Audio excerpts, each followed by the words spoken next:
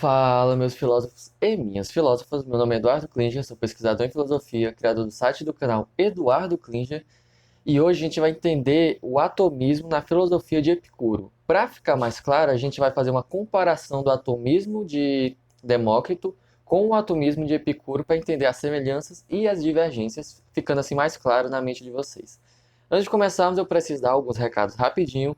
Primeiro é que, se você gosta de filosofia e tem vontade de aprender mais, vai lá no meu canal, tem a playlist do curso de filosofia grega, onde eu tenho vários outros assuntos, inclusive já falei do Demócrito e suas ideias. Então, se você gosta, vai lá no canal e assiste a playlist. Segunda coisa aqui, se inscreva no canal e ative o sininho de notificação também, porque toda semana, quinta-feira, às 20 horas, tem vídeo novo no canal. Então, após assistir a playlist, você vai querer acompanhar o nosso curso. Então, ative o sininho para você sempre lembrar de acompanhar aqui também, certo? E, sim, lembrei, o terceiro recado é que aqui a gente está falando de Epicuro no período helenístico, então eu recomendo que você assista também o vídeo sobre o helenismo para entender bem o contexto que o Epicuro está inserido, certo? Então é isso, recado dado, a gente pode começar a aula de hoje, né? As diferenças do atomismo de Demócrito com o atomismo de Epicuro. Bom, o Epicuro, ele vai estar ali preocupado, e isso é importante a gente entender antes de entrar diretamente no assunto do atomismo. O Epicuro, ele tem uma preocupação em ser antimetafísico. O Epicuro, a filosofia dele é de negar os deuses, de negar a superstição, de negar a metafísica. Então, o Epicuro, ele vai negar totalmente tudo aquilo que for metafísico, ou tudo aquilo que não for apreendido pelos sentidos. Tanto é que ele vai chegar ao cúmulo de negar até mesmo a própria matemática, porque, segundo ele, as coisas que ali a gente calcula, os pontos, as linhas e as figuras e tudo mais, não são totalmente perceptíveis pelo sentido. Então, ele vai negar até a própria matemática. E por isso, o Epicuro, ele vai ali pegar a teoria do Demócrito, concordar com algumas coisas com o Demócrito, mas ele vai ter que adaptar a teoria atomista do Demócrito para se encaixar nesse contexto antimetafísico. Então, por exemplo, o Epicuro, ele vai concordar com o Demócrito quando o Demócrito fala sobre a morte da alma. Então, o Epicuro, como quer negar também a metafísica, então ele vai concordar com essa ideia também, que a alma morre junto com o corpo. Certo? E aí, como é que funciona? Beleza, vocês entenderam o contexto antimetafísico do Epicuro. Então agora a gente vai entender a ideia dos átomos, onde os dois concordam, para depois a gente entender como eles vão divergir. Então vamos lá, o Epicuro ele vai concordar com Demócrito com a morte da alma, ou seja, a alma morre junto com o corpo, e vai concordar com a teoria dos átomos, que átomos vem do grego átomos, não divisível. Hoje é divisível, né? Mas naquela época era a ideia de uma substância que ela era indivisível, por isso o nome átomo. E aí os átomos eles diferem entre si através de forma, tamanho e posição. O Epicuro ele vai concordar com isso também. Forma, tamanho e posição. O Epicuro concorda com esses três pontos, mas ele vai acrescentar que o peso também é uma diferenciação entre os átomos. Mas a gente vai entender isso depois. Então, beleza. Os átomos eles se diferem entre forma, tamanho e posição. E os átomos eles se aglomeram e se separam. E tudo isso se daria o movimento e tudo mais. E como seria a questão da alma? Bom, para o Demócrito, e o Epicuro vai concordar com isso, o corpo ele vai surgindo porque os átomos vão se unindo. Logo, a alma vai surgir porque os átomos que formam a alma também vão se unir. E aí, a alma ela seria parecida com o ar. Os átomos que formariam a alma seriam mais leves, seriam mais sutis. E os átomos que formariam o corpo seriam mais densos, mais condensados, mais robustos, digamos assim. Então, quando a alma surge, os átomos mais leves formam a alma. E aí, quando o corpo perece, os átomos mais densos que formam o corpo também se separam. Portanto, na lógica do Demócrito, a alma também vai morrer, porque os átomos vão se separar. E aí a alma vai se desfazer. É basicamente essa a ideia da morte do corpo e da alma do Demócrito. O Epicuro vai concordar também, mas tem um... Não, esse detalhe eu vou deixar para depois, é melhor, senão vai confundir vocês. Em outro vídeo a gente fala sobre isso.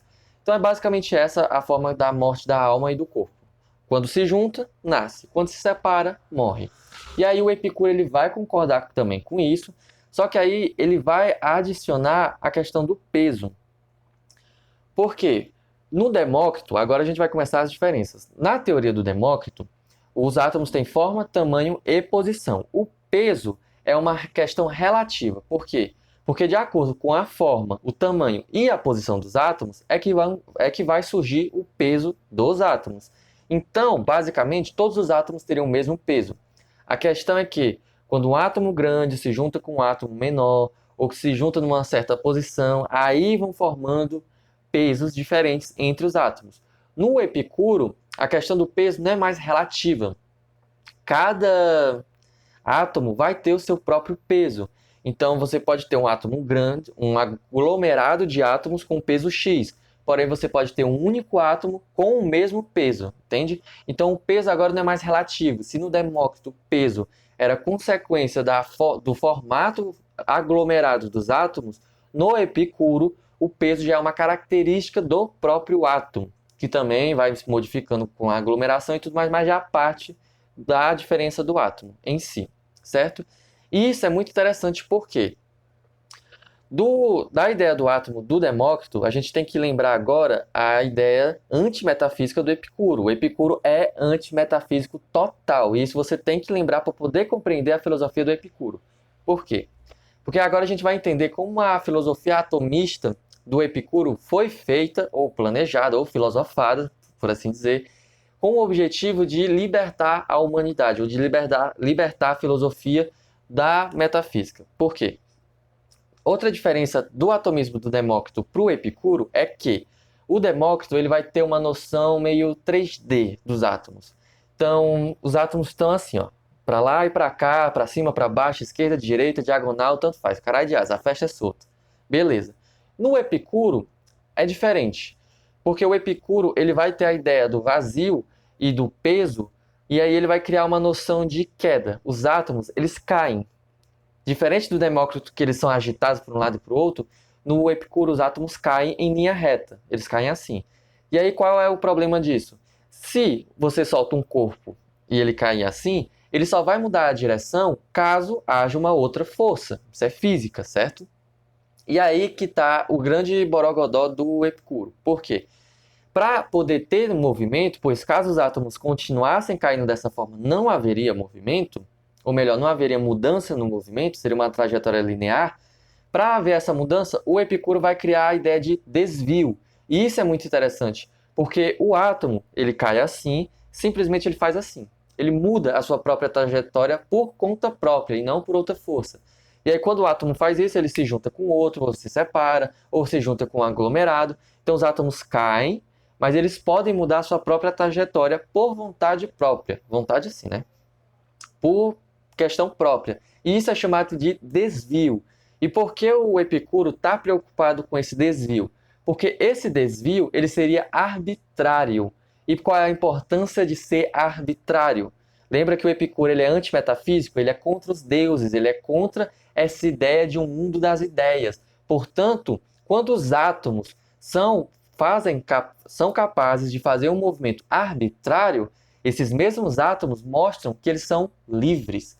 E aí é que está a grande jogada. Se os átomos, por meio desse desvio arbitrário que eles podem fazer, nos mostram aí que eles são capazes de agir por si só, não há uma consciência atrás deles, não há um logos determinando o movimento dos átomos, é simplesmente o átomo que determina o seu próprio movimento.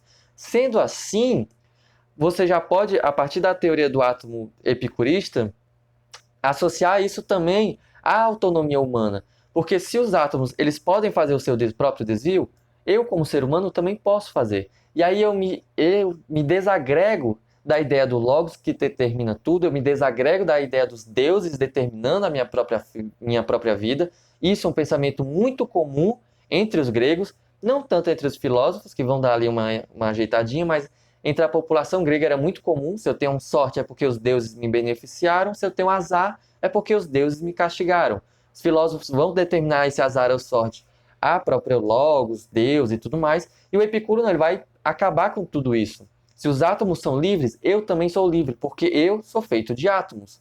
Aí já entra um pouquinho em lógica aristotélica, mas a gente fala isso em um outro vídeo também. Então, por causa desse movimento arbitrário dos átomos, o ser humano se torna livre. E aí, por causa dessa ideia, a gente tem a espontaneidade da alma em Epicuro, a gente tem a autonomia da vontade no Epicuro e a gente tem também a liberdade humana. Esses conceitos básicos na filosofia epicurista, que é uma filosofia antimetafísica, e isso precisa ficar bem claro, até porque essa própria noção antimetafísica é uma principal diferença do epicurismo com o estoicismo e com o cinismo, por exemplo. Que eu já tenho até um vídeo que eu gravei sobre isso, a diferença entre o estoicismo e o epicurismo, e aí você vai entender melhor a característica do Epicuro. Aqui é mais para entender o atomismo em Epicuro, diferente do Demócrito, certo? Então é isso, espero que tenham gostado. Dúvidas, críticas e sugestões deixem aqui nos comentários. Se inscreva no canal e ative o sininho de notificação para você ser lembrado de assistir o nosso próximo vídeo, onde a gente vai falar sobre o cinismo. Então é isso e se cuidem. Tchau, tchau.